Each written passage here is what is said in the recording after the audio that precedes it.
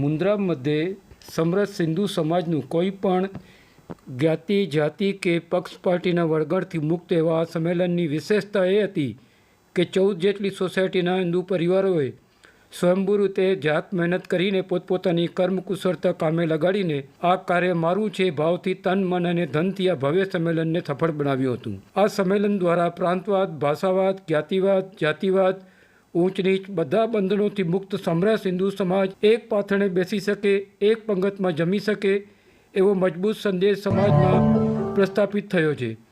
સમાજના ખમતીદર શ્રેષ્ઠીઓ વ્યક્તિગત સન્માનની અપેક્ષા વગર આવા કાર્યમાં કરેલ સહયોગને સદભાગ્ય માને તે આ કાર્યની યશ કલગી છે.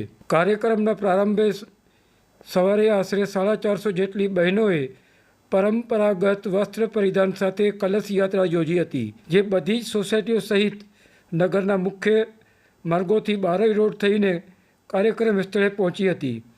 રતાડિયા ગણેશવાડાથી પધારેલા સાધ્વીજી શ્રી મૃદુલાબાના તિથિ વિશેષ સ્થાને યોજાયેલા સાંસ્કૃતિક કાર્યક્રમ તથા વક્તાઓના ઉદ્બોધનનો લાવો 1500 જેટલા શ્રોતાએ લીધો હતો.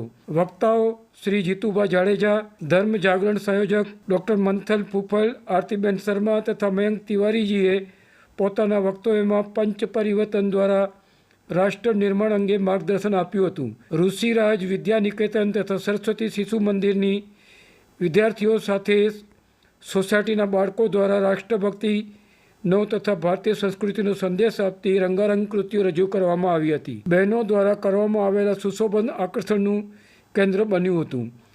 આ કાર્યમાં મુખ્ય જવાબદાર પ્રમુખ શ્રી માવજી બાપા ધોળુ, ઉપપ્રમુખ શ્રી દીપકભાઈ ઠક્કર, મંત્રી શ્રી રામધારીજી કાલિકા આહિર, ભરત પટેલ, મોહનકાકા નાકરાણી, રાજુભાઈ પોમલ, અજય ચુડાસમા, ડૉક્ટર નિલેશ પટેલ, હિમાલય જોશી, મંગલેશ પટેલ, જીમીભાઈ દોશી, કપિલભાઈ, રમેશભાઈ ગઢવી, બીજુ પુષ્કરણાએ ભારે જહેમત ઉઠાવી હતી.